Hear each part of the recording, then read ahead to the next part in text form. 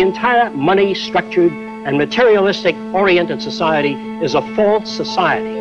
Our society will go down in history as the lowest development in man. We have the brains, the know-how, the technology, and the feasibility to build an entirely new civilization.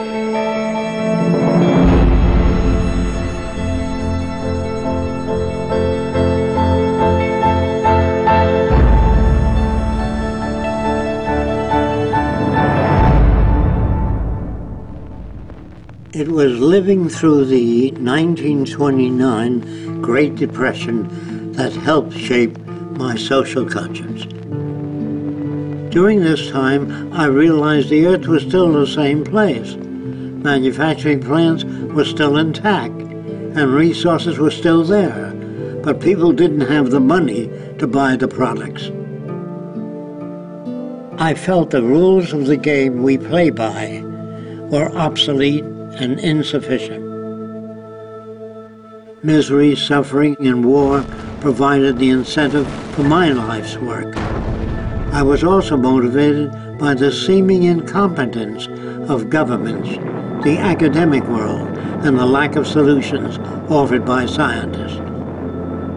I realized instead of working with individuals, a more effective method would be to redesign the culture.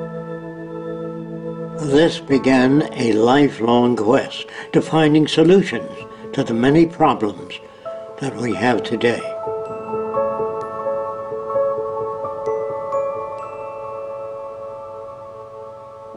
This presentation is a feasible plan for social change that works toward a peaceful and sustainable global civilization where human beings, technology, and nature coexist. It outlines an alternative to strive for, where human rights are not only paper proclamations, but a way of life.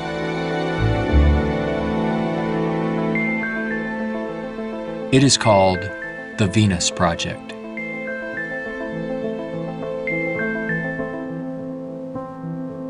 Its founder, Jacque Fresco, calls for a straightforward redesign of the culture in which war, poverty, hunger, debt, and unnecessary human suffering are viewed not only as avoidable, but totally unacceptable. It is becoming increasingly obvious that anything less will simply result in a continuation of the same problems we face today.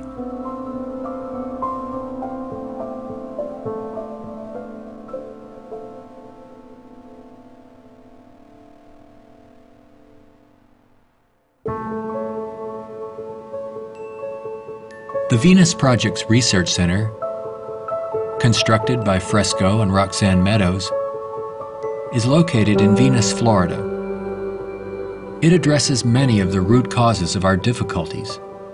But what are the real origins of our problems?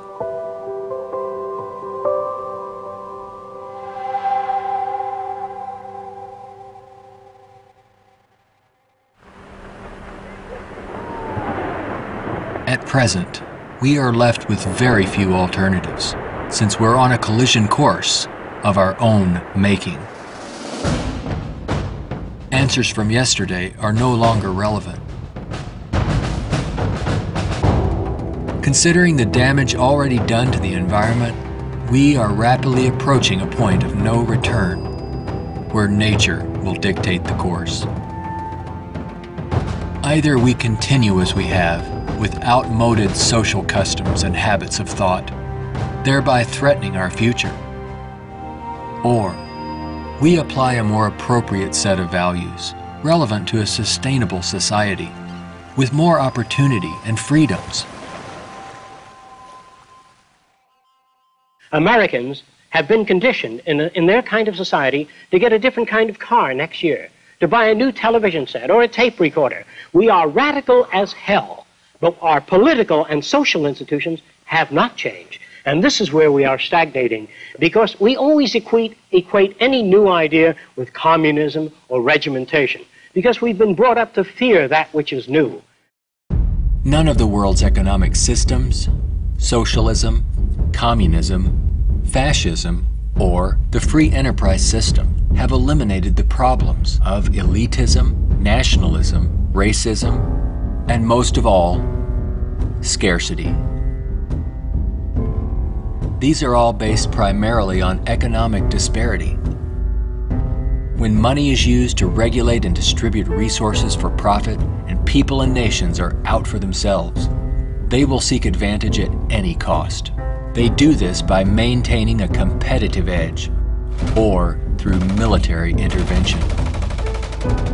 War represents the supreme failure of nations to resolve their differences.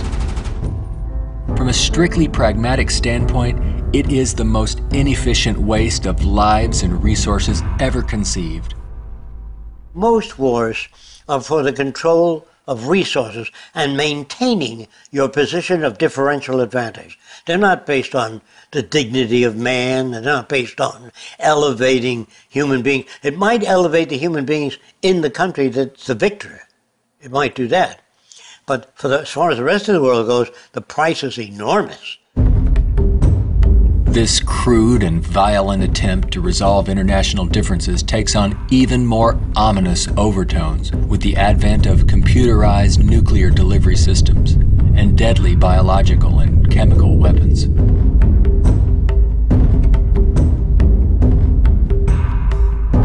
Yet it is a windfall money-making opportunity for those who profit by the military-industrial complex. If the profit were taken out of wars, do you really believe we would have them? If they draft you into the army to serve this country, you put up your life for this country, they should draft all the war industries. Every cannon maker, machine gun maker, automobiles, jeeps, warships, all drafted, so that on the same basis of pay as the army. Then it's real. But if you make millions selling warships, machine guns to the army, then it's corrupt. I would, if I had my way, if we had millions of men in the army, I'd send them to school to become problem solvers, how to get along with other nations. That's what we have to do, not kill. When soldiers are just killing machines, they're trained to kill. I would train them to be able to go to Mexico and bridge the difference, and go to the Arab world, see if they can bridge the difference. So bring them all together, all the nations. War is not the only form of violence imposed upon people. There is also hunger, poverty, homelessness, and unemployment. The acceptance of these conditions as expressive of human nature is a myth used to keep things as they are.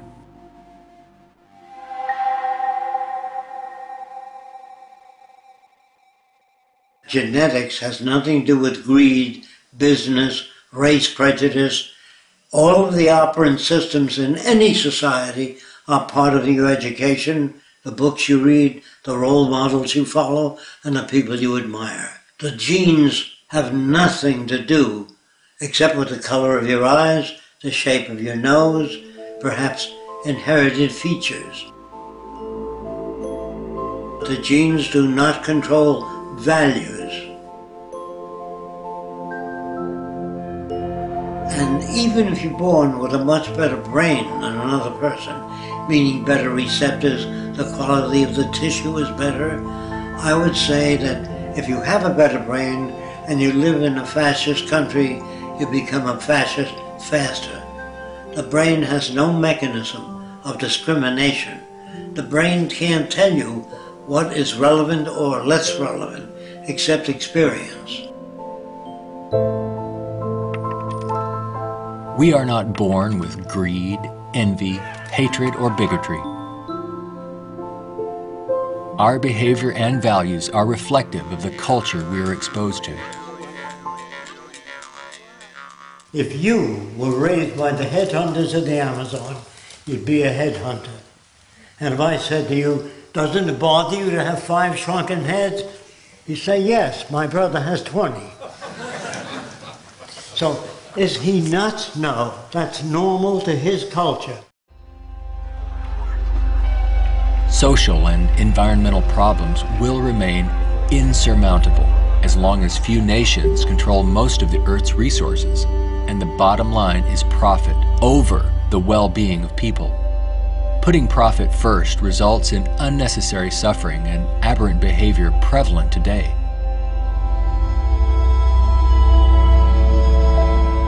Many people feel that we need the rule of law to eliminate our problems. We have many laws, thousands upon thousands of them, but they are constantly being broken. Paper proclamations and treaties do not alter the facts of scarcity, deprivation, and insecurity. You can predict the shape of the future and the values if you know the trends of events in the ocean pollution, the scarcity of arable land. If you watch that degrading system grow, I can predict the riots and killing and assassination. In other words, human behavior is really generated by the surrounding environment. If there's a scarcity, say, of water, it is prized, and its price is high. Let's discuss scarcity as a system. Suppose it rained gold for about 3 days, gold dust. People would go out and shovel it in, fill the cellars, the attic, every drawer in the house. They throw out their clothing.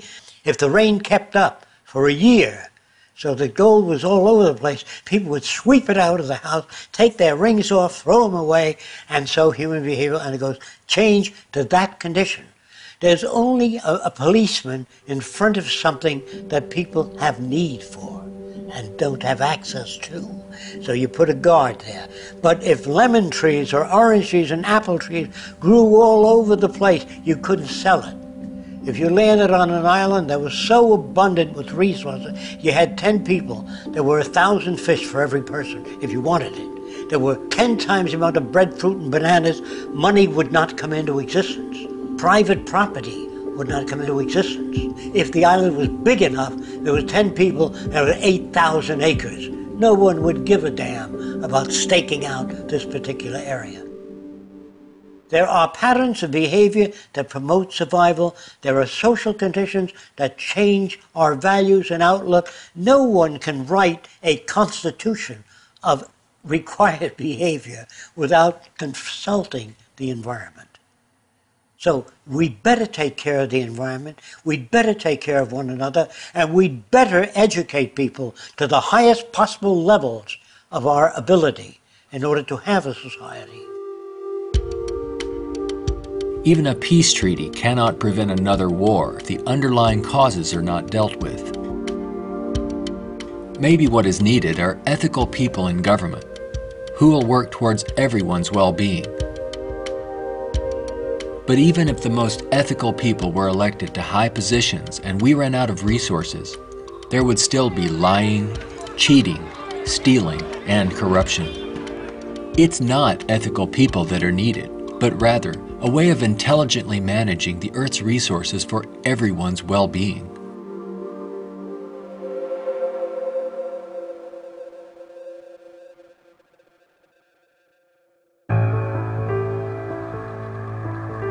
Let's examine our social arrangements further.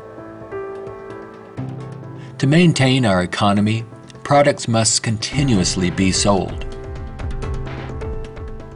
To assure this, they are deliberately designed to wear out and break down. Maybe you've noticed this usually happens right after the warranty expires. This corrupt practice is referred to as planned obsolescence, which is the conscious withdrawal of efficiency. Innovators go through the finest schools and then are required to design things that wear out and break down right on schedule. This results in a tremendous waste of resources and energy. We are plundering the planet for profits. If you think about it, it isn't a job people want, but access to what their paycheck will bring. Money does not represent anything real, and there's no gold, silver, or resource to back it up. You can't eat money or build a house of it. It's not even related to our real capacity to produce goods and services on this planet. The monetary system has been handed down from centuries ago, and we continue to use it without questions.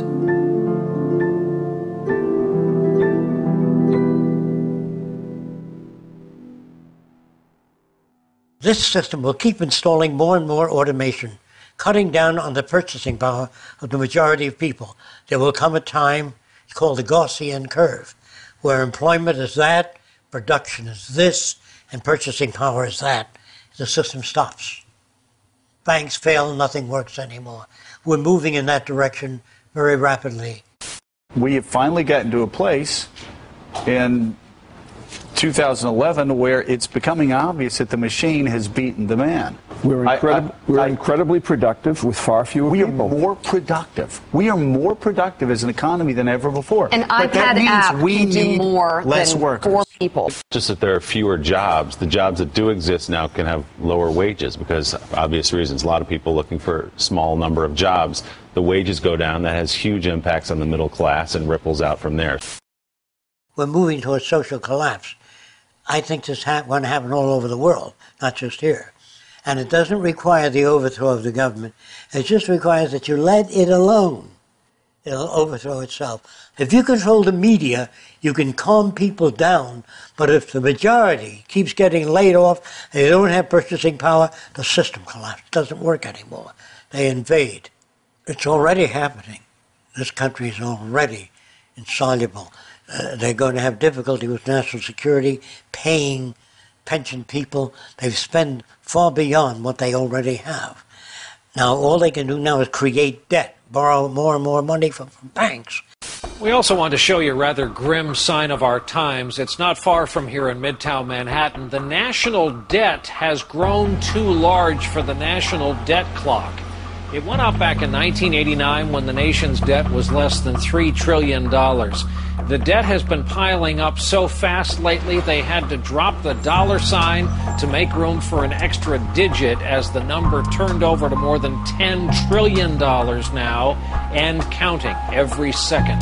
A whole new clock with 2 extra spaces will go up next year. The federal government is not allowed to print money. It's not allowed to lend money or get in the banking business. That is a privilege for bankers only. So what the government has to do if they want to build an air force, say, of 2,000 planes a month, they have to borrow money from a private lending institution, sign the dotted line, and if the war is lost or failed, the burden falls on the public to pay off that debt.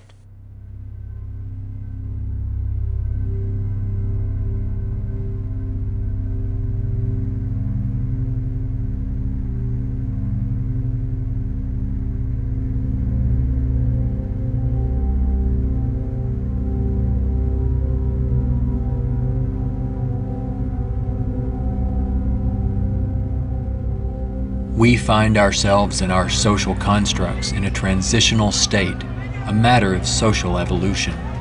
If we want to make it through these turbulent times, we must be able to adapt to change.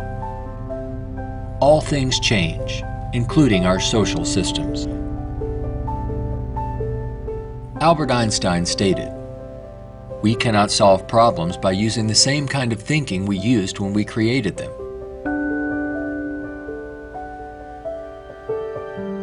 Earth is still abundant with resources. Our practice of rationing resources through monetary control is no longer relevant and is actually counterproductive to our very survival. Today, we have highly advanced technologies, but our social and economic system has not kept up with our technological capabilities, which could otherwise easily create a world of abundance for all, free of servitude and debt. How can this be possible? There is not enough money to feed or house all people on this planet, let alone accomplish these more ambitious ends. But Earth has more than enough resources to meet the needs of all people, but only if managed intelligently.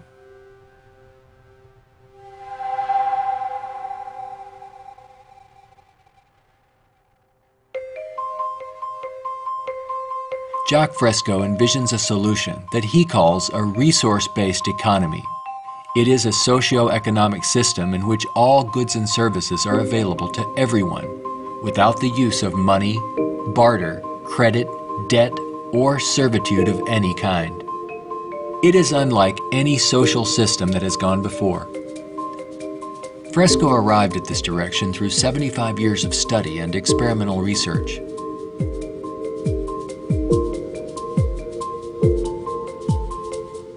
A resource-based economy operates on the basis of available resources and makes those resources available to every human being on earth, free of charge, without a price tag.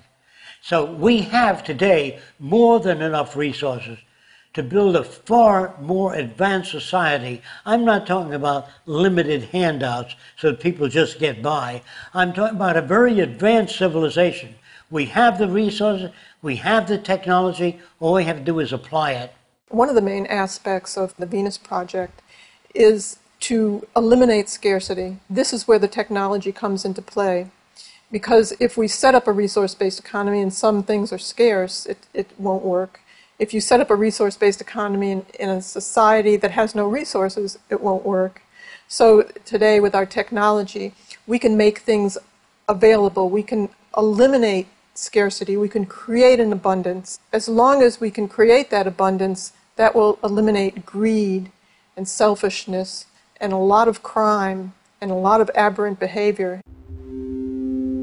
A social system can be designed so that all can live fully and constructively if the powers of science and technology are directed toward human and environmental concern and overcoming the artificial scarcities of our debt-based monetary systems. All people, regardless of political philosophy, social customs, or religious differences, ultimately depend upon the same resources: clean air and water, arable land, medical care, and a relevant education. I think if you pledge allegiance to the earth and everyone on it, that'd be the way to go for the future. The human species is a single family, and the world is home to everyone. Neither nations nor people can coexist separately any longer. No more separate nations. So anyone can go anywhere. Before the states joined together, they used to stake out their territory. They used to fight. They had militias. They would fight. This is our territory. Oh no, you're intruding. When all the states joined together, the government worked out the lines of the states and they agreed, and that was the end of territorial disputes. If you want the end of war, you must declare the earth common heritage.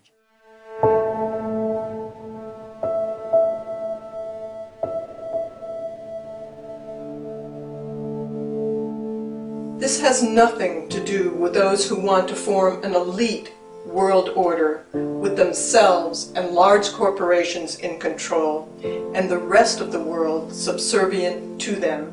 On the contrary, a global resource-based economy enables all people to reach their highest potential, where they can thrive and grow in a society that works in their behalf, a society that protects and preserves the environment as well, one that understands that we are part of nature, not separate from it.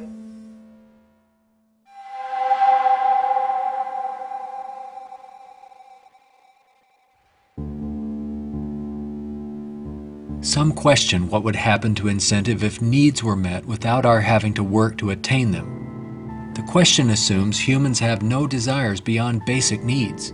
If that were true, there would be no inventors, writers, or teachers.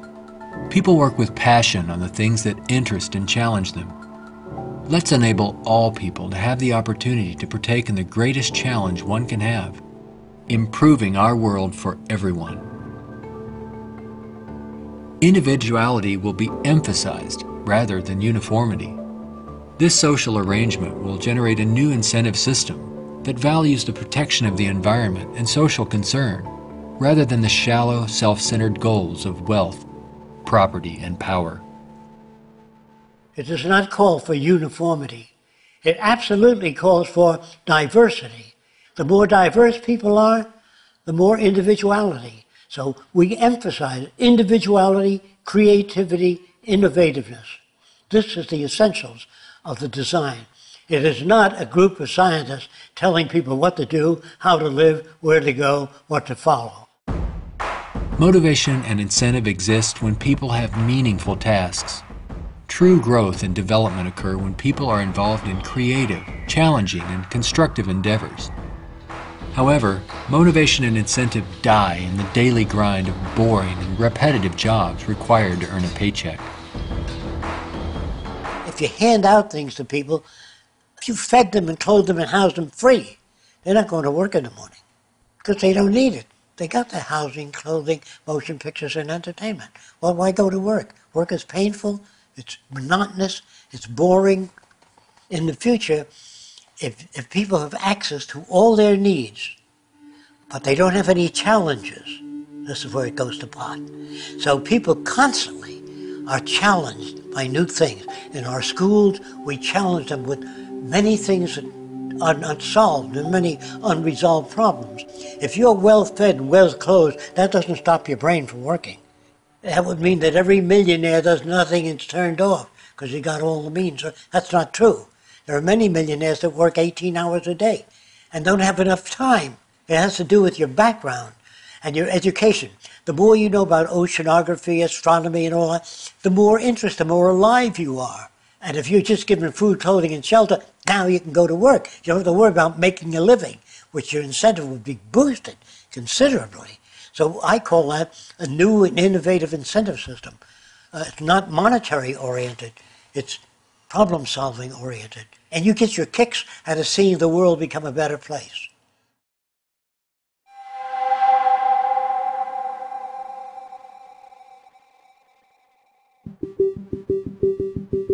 How can we use our technology wisely so that there is more than enough for everyone? To achieve this, it's mandatory that the planning for it be based on the carrying capacity of the planet's resources. Our entire infrastructure must be redesigned and operated as coherent, integrated total systems. This means we must consider our entire global community as one unit that includes everyone, and plan accordingly. Only in this way can we use our technology to overcome resource shortages, provide universal abundance, and protect the environment. Therefore, a global survey is first needed to assess exactly what we have. This would inventory our physical resources, personnel, production centers, and the needs of people. This enables us to determine the amount of goods and services needed. For instance, where is the arable land to grow crops? How many people are in various locations? And what is the state of their health?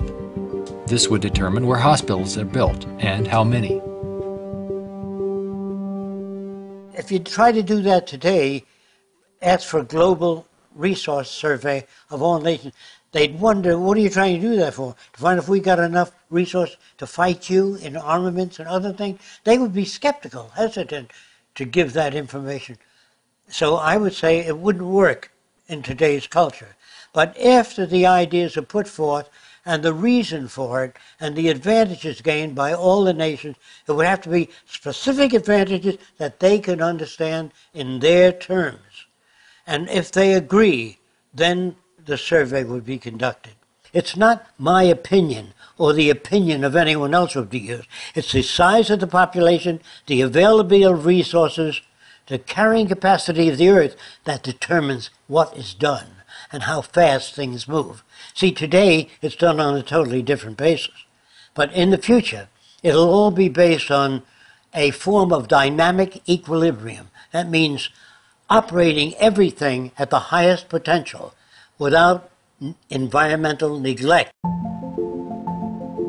The key to achieving abundance and a high standard of living for all is to automate as much as possible in the shortest period of time. But during the transition, we have to bring together the technological capabilities of people working with computers and working with technology and building and designing methods of delivering these resources and the necessary industrial plants to process the resources. Our problems and their solutions are technical, not political. Most problems can be solved when technology and the methods of science are used to serve all people, not just a select few. But what is it that you want? You have to ask yourself, I want to live in a world where I don't have to fear that my children will go into another war, where there'll be deprivation or problems or disease. Do you know how to build that kind of world? No, I don't. Well, how do you go about it? You call upon the various divisions of science, bring them together, and say, these are the problems we'd like to solve. A scientific government doesn't mean that scientists rule or control people. It means they have better means for building transportation systems, better means for cleaning the air. They have the best means for restoring the ocean that we know of to this day. Computers can serve the needs of everyone when CyberNation is ultimately integrated into all aspects of this new and dynamic culture. One can think of this as an electronic nervous system, extending into all areas of the social complex. Their function would be to coordinate a balance between production and distribution, assuring there are no shortages or overruns. In this highly technical society, decisions are based on direct environmental, human, and industrial feedback. You can think of this as electrical sensors throughout the entire environment, from cities, factories, warehouses, distribution centers, transportation networks, all over the globe, gathering data for more appropriate decisions. The decisions are based on the needs of society rather than corporate or private interests. It is not automated technology or machines we should be wary of, but the abuse and misuse of technology by selfish interests. Remember, it is people who decide what ends the machines will serve. If technology does not liberate all people for the pursuit of higher aspirations and human achievement, then all its technological potential will be meaningless. You always do a positive and negative study before you engage in the actual reconstruction of an environment.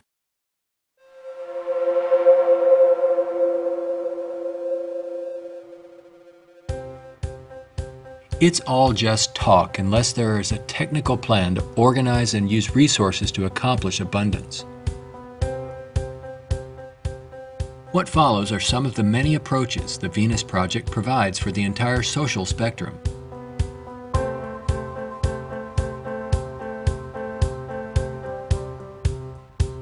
Today, more than half our population lives in cities that are polluted, dangerous, and waste energy.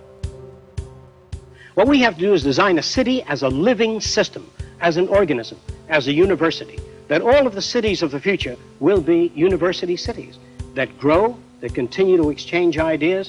The city will have a built-in transportation system, so there are no accidents and no unthought out areas of technology. Medicine, botany, agriculture, the total system, one planning system. It is actually better to build newer cities from the ground up than to restore and maintain old ones. Fresco uses a systems approach to designing new cities. They're desirable and pleasant places to live. The notion that intelligent overall planning implies mass uniformity is absurd. Cities would be uniform only to the degree that they would require far less materials, save time and energy, and be flexible enough to allow for innovative changes while preserving the local ecology. If we design our cities to meet human needs, you don't have most of the problems that are prevalent today. In the Central Dome, you have childcare, schools, dental care, medical care.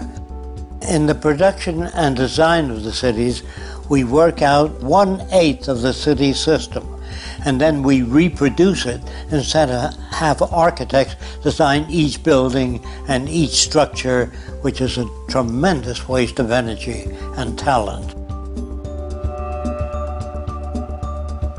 When working on solving the housing problem for all the world's people, construction techniques would be vastly different from those employed today. Extruded and self-erecting structures could revolutionize and speed up construction processes. These lightweight, durable apartments could be produced as continuous extrusions and then separated and positioned in place by the mega machines. The outer shells of these efficient structures serve as photovoltaic generators and heat concentrators. You don't own anything in this society. Really, people don't want money. They want access to things when they want it. And people in a society of abundance, having access to things, will really no longer begin to store and accumulate things. We recycle it, update it, make it better. Take the same materials of an old car, weighs just as much as a new car, so there are no old cars. Old cars mean danger. If you drive a very expensive car and somebody else drives a beat-up old car, if their brakes fail, you may die. We don't want any old cars on the highway. We don't want anything that breaks down. We don't want anything that takes looking after. In a resource-based economy, people may access whatever products they need without the burden of having to purchase, maintain, or insure their possessions. In this way, there is much more to go around for everyone, and products are always available when needed.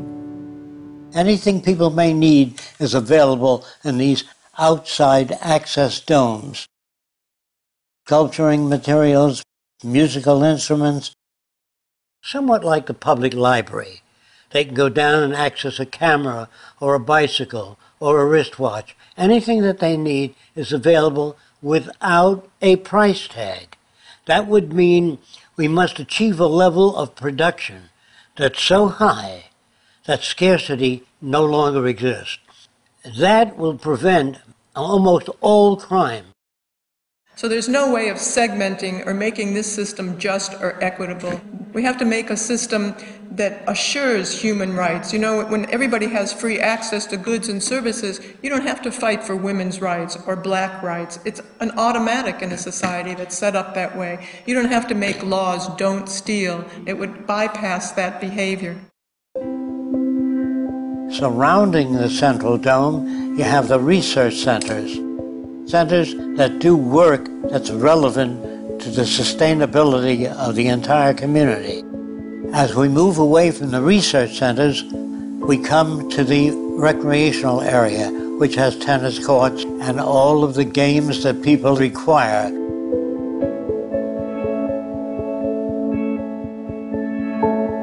As we move away from that, we come to the residential district.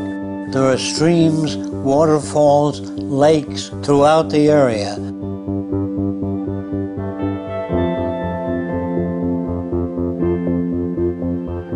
We could provide a wide range of unique homes and apartments that can be relatively maintenance-free, fireproof, and virtually impervious to adverse weather conditions.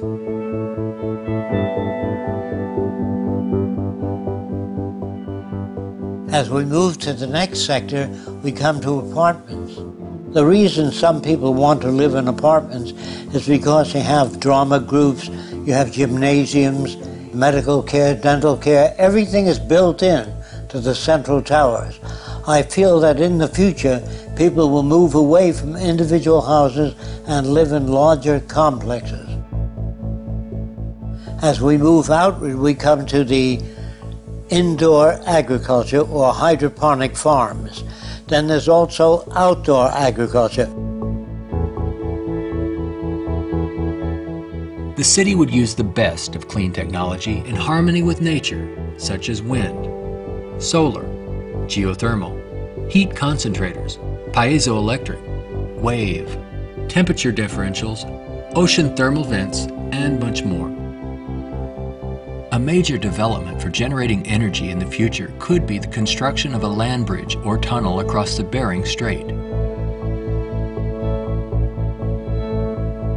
These underwater structures convert a portion of the ocean currents through turbines to generate clean sources of power. By using these sources of energy, we could power the Earth on clean energy and enable all people to enjoy a very high standard of living for thousands of years to come. There's no need for the use of polluting hydrocarbons any longer. Pollution will be a thing of the past. All transportation will be integrated into a worldwide transportation system. Transportation within cities will be by transveyors. City-to-city travel will be by monorail.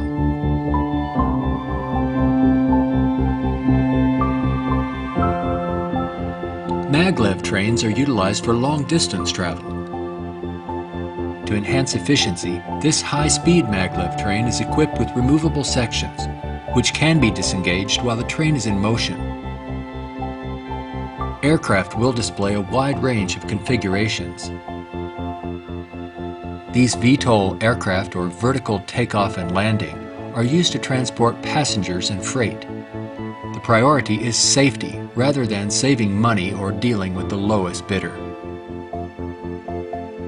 This modular freighter consists of detachable sections that can be rapidly loaded or unloaded. The number of sections varies depending on the amount of freight to be delivered. When all the sections are connected, they can be propelled as a single unit. Ships can be floating manufacturing plants that produce products while en route to their destinations. They can also serve as education centers, where children and adults travel worldwide, obtaining innovative education, not through vicarious study, but through experiencing and interacting with the real-world environment. A national transportation system would include a network of waterways, canals, and irrigation systems. They could serve to minimize the threat of floods and droughts while allowing for the migration of fish, provide natural fire breaks, emergency water sources, fish farms, and recreation areas. When we unleash science and technology directly into the social system without the restrictions of the marketplace, finances, or patents, we could achieve a very high standard of living within a very short period of time. This society would continuously improve, changing rapidly through new technologies, inventions, and ideas. It would be an emergent society rather than an established one like we have today. Imagine living in an extraordinary oceanic city, helping to restore the ocean environment while eliminating land-based population pressures.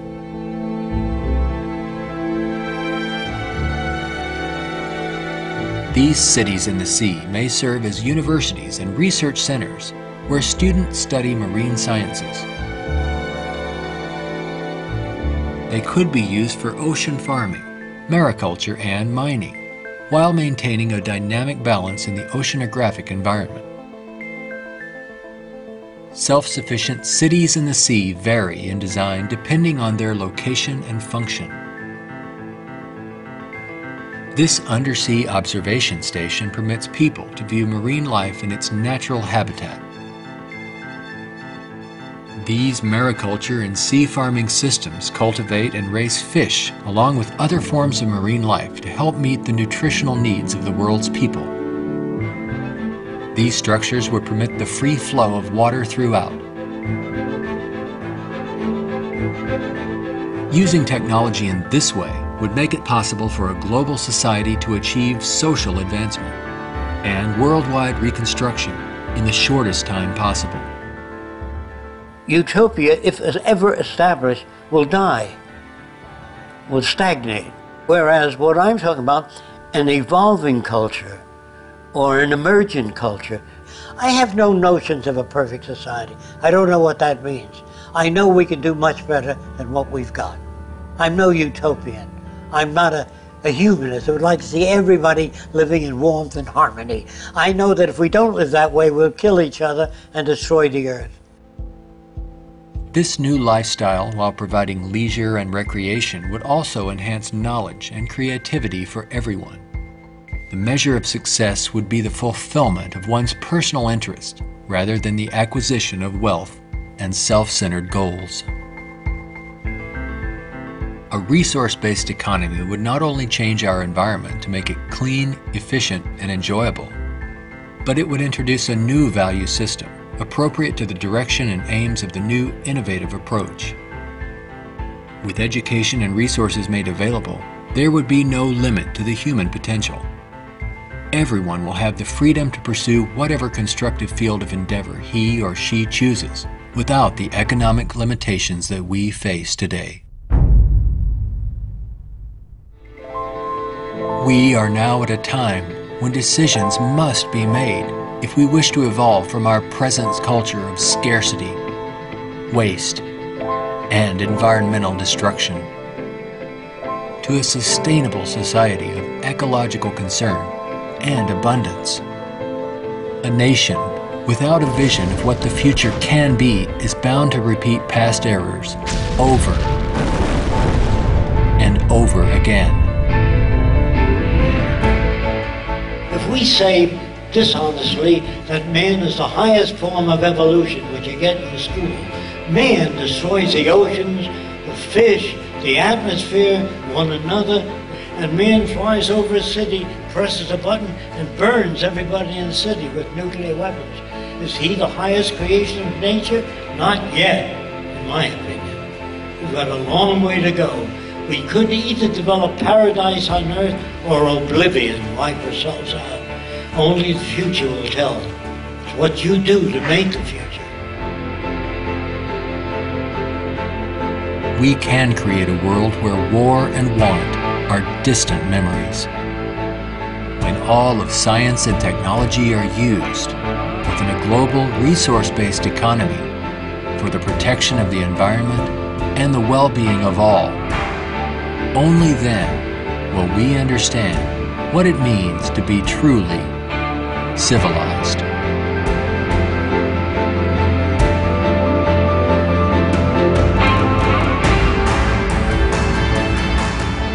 Be a part of the growing community of people working toward making the aims of the Venus Project a reality.